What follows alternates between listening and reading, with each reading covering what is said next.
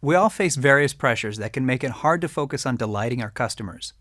Think about the challenges you face in your own daily work. It might be angry customers, difficult coworkers, a tough boss, bad policies, defective products, or even personal problems.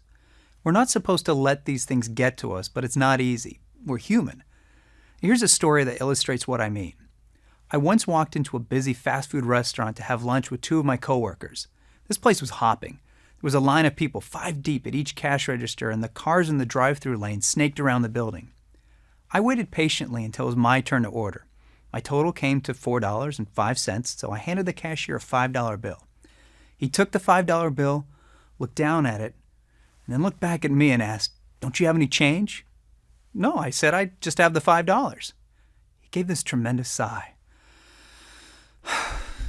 "I hate people like you." The cashier put the $5 in his cash drawer, counted out my change, and then he slammed the coins on the counter. "There, now you have some sense." I was too speechless to complain. I just took my order and sat down to eat with my coworkers. Complaining probably wouldn't do much good anyway, since the whole thing happened right in front of the manager. He was too busy yelling at his employees to work faster, getting in everybody's way, and just generally putting people on edge. So why did the cashier treat me so rudely? If the cashier had ran out of change, he'd have to ask the manager to go get more coins. The manager was already yelling at employees, so asking him to stop what he was doing, get some change, would probably make things even worse. Meanwhile, the cashier would have to stand at the register with a line of anxious people, unable to do anything until the manager returned. Giving me 95 cents put the cashier dangerously close to making this happen. This may be an extreme example, but all of us face challenges that can sometimes make it difficult to serve our customers. The most important thing you can do to overcome this is to create what's called a customer service vision.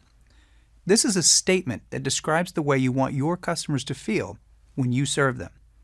A customer service vision can act like a compass to help point you in the right direction whenever you face a challenging situation. Let's go back to the fast food restaurant. The cashier didn't want to run out of change and get yelled at by his manager, but what if the cashier also wanted to make sure I had a good experience? Instead of gruffly asking, "Don't you have any change?" he could have asked, "Do you have a nickel so I can give you back a crisp dollar bill instead of a handful of coins?" I really didn't have a nickel, but I later learned that both my coworkers did. I would have gladly asked one of them if the cashier had approached it that way. The cashier could have avoided running out of change, and he would have made a positive impression instead of a negative one. If you'd like to create your own customer service vision, I invite you to download the worksheet that accompanies this course. There are 3 questions on the worksheet that will help guide you. I'm going to use a popular sporting goods retailer as an example to illustrate how you can do it. The first question is, why does my organization exist? Many organizations have mission statements that can answer this question. See if you can find yours. If yours doesn't have one, think about how your organization as a whole serves its customers. For my example, the sporting goods retailer exists to help people enjoy the outdoors. The second question is, how do you personally contribute to your organization's success? Associates at the sporting goods retailer help their customers get the right gear so they can enjoy the outdoors. The third question is, how do you want your customers to feel about the service you provide? At the sporting goods retailer, associates tell me they want their customers to feel as though having the right gear helped them better enjoy their outdoor adventures.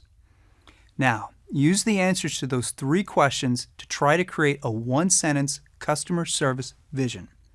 An associate at the sporting goods retailer might say, "I help people get the right gear to enjoy their outdoor adventures."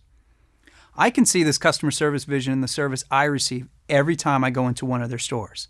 The people who help me genuinely want me to succeed in my outdoor adventures.